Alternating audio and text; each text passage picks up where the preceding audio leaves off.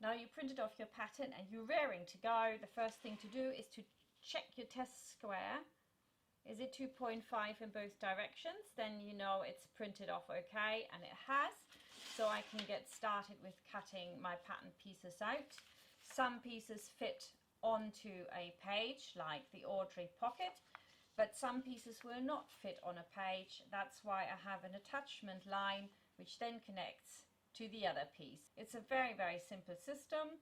The front always has a white flower on it, so you know, aha, that's my front. You can't get confused.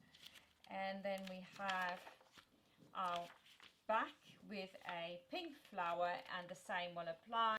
Where she doesn't fit on the paper, I then have another piece on another piece of paper with an attachment lines. I connect both, cover the attachment lines up, of course, and I get a complete piece. And for my back I have 3 pieces here, A, B and C, and that's different for every size, of course, because as the sizes go up this will change, and you always have a plan at the back of your pattern how to assemble it, so you can see at a glance how many pieces there are and how they go together, just in case you haven't done this before. Once you've done it once, you'll go, yeah, this is easy, I like this. So we've got here waistbands, and there are quite a few pieces because we have 3 waistbands, so you need to make sure you put the right ones together. The first job now is to cut all of this out.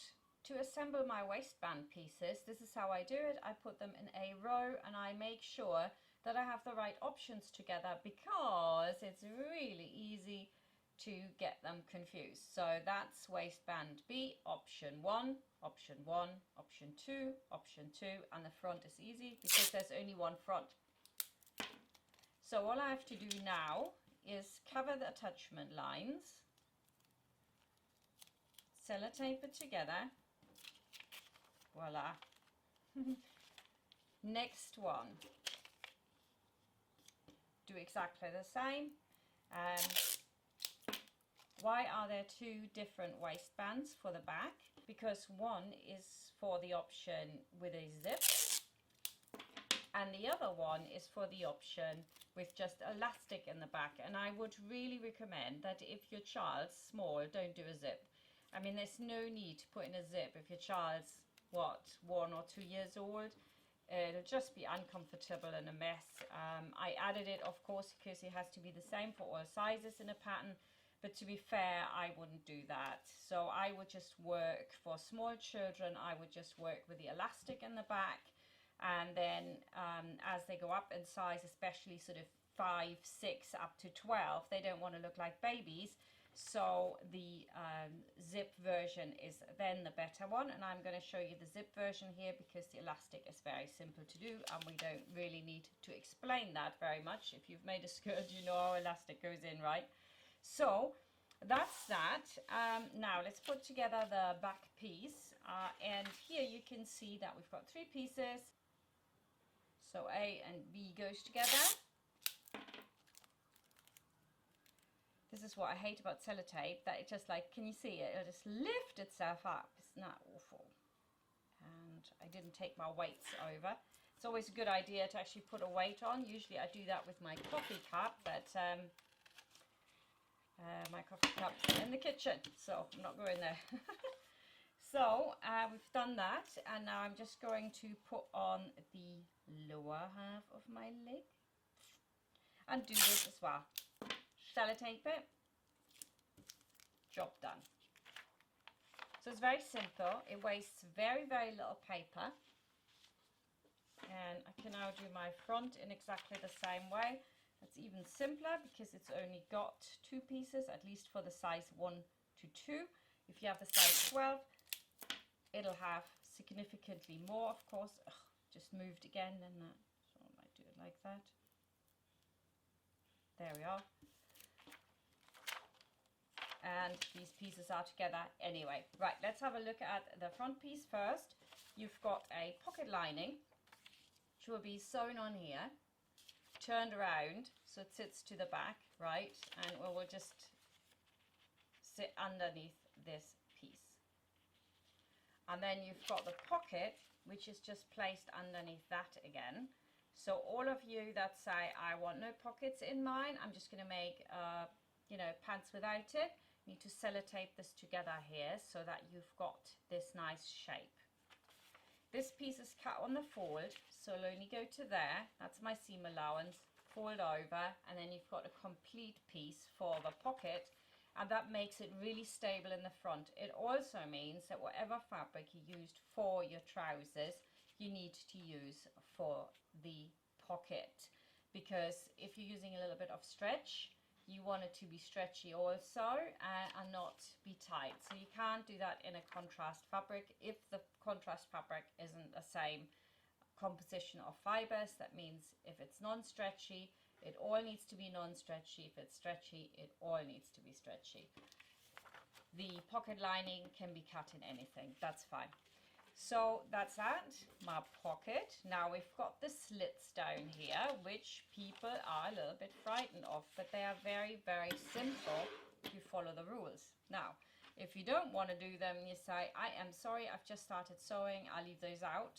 Then please just cut along here, just cut it off and work the hem just by turning it up as you would.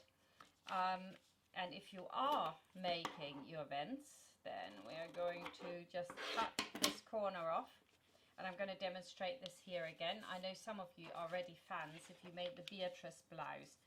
So we've got the little dashed line in here, and that is my seam allowance.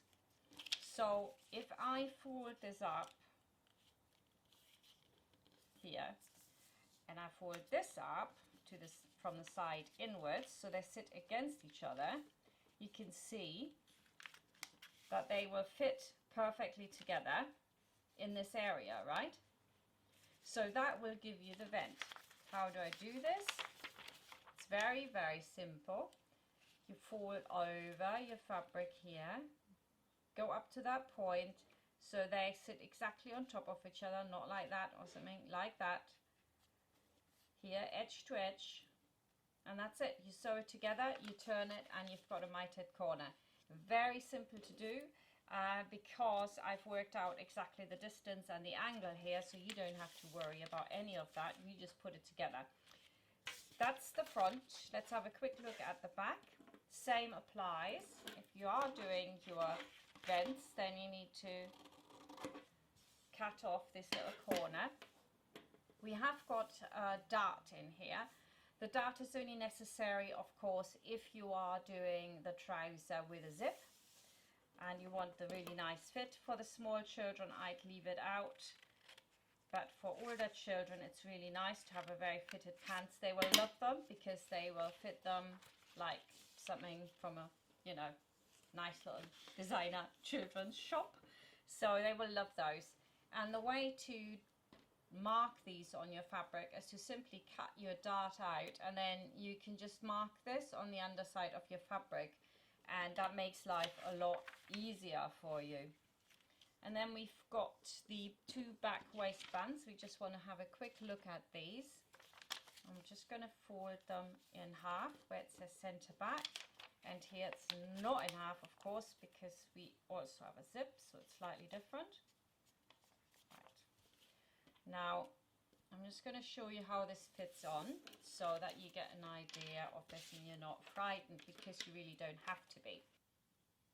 When the back is sewn together, I put this waistband on just to show you how it fits on. I'm going to move this around where my dart is. I move it over and I move it along, and it then will fit right on the side here. But we also have this part here, which goes with your placket for the zipper, which means when the placket for the zipper sits underneath here, you'll end up with a little bit of a seam allowance over the side here, so that that's together, and then it'll look really neat when it's all sewn on, and your zip will sit in here, and I'll do all that with you. That's why the videos are good, aren't they? Because I don't just leave you and say put in the zip. And if you are doing the bob standard without a zip, which you can do as well, and you just move this around here, it will fit on exactly. So that's your option 2. Right, and we are ready to cut out our lovely Audrey pants.